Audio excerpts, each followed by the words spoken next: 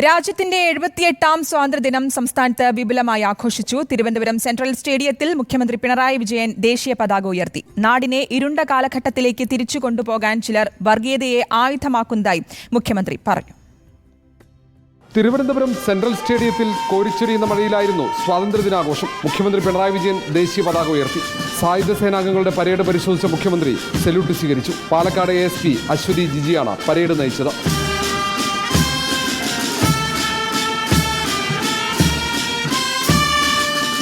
വിവിധ മേഖലകളിൽ കേരളത്തിന്റെ മുന്നേറ്റം എണ്ണി പറഞ്ഞ മുഖ്യമന്ത്രി അന്ധവിശ്വാസങ്ങളെയും അനാചാരങ്ങളെയും പ്രോത്സാഹിപ്പിക്കുന്നതിനെ വിമർശിച്ചു. അന്ധവിശ്വാസങ്ങളുടെ, ദുരാചാരങ്ങളുടെ, പ്രാകൃത അനുഷ്ഠാനങ്ങളുടെ പുനരുജ്ജീവനത്തിലേക്ക് പോലും പോകുന്നു. ഏത് ഇരുണ്ട ഘട്ടത്തെ താണ്ടിയാണോ പുതുകാലത്തേക്ക് വന്നത്, ആ കാലത്തിന്റെ അന്ധകാരത്തെ തിരിച്ചു കൊണ്ടുവരാൻ ചിലർ ശ്രമിക്കുന്നു.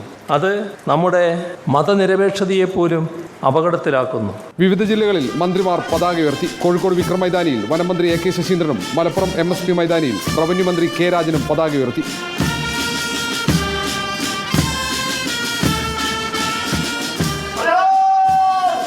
തൃശൂർ തേക്കിൻകാട് മൈതാനിയിൽ ഉന്നത വിദ്യാഭ്യാസ മന്ത്രി R ബിന്ദുവും കോട്ടയത്ത് മൃഗസംരക്ഷണ വകുപ്പ് മന്ത്രി J ചിഞ്ചുറാണിയും പതാക ഉയർത്തി. നിയമസഭാ അങ്കണത്തിൽ സ്പീക്കർ AN ഷംസീറാണ് പതാക ഉയർത്തിയത്.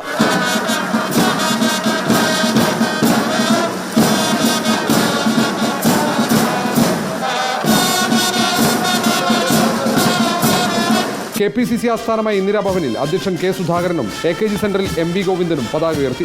CPI ആസ്ഥാനത്ത് സംസ്ഥാന സെക്രട്ടറി ബിനോയ് വിശ്വവും പോലീസ് ആസ്ഥാനത്ത് ADGP S ശ്രീജിത്തും പതാക ഉയർത്തി. സ്കൂളുകളിലും സർക്കാർ ഓഫീസുകളിലും സ്വാതന്ത്ര്യദിനം വിപുലമായി ആഘോഷിച്ചു. റിപ്പോർട്ടർ, തിരുവനന്തപുരം.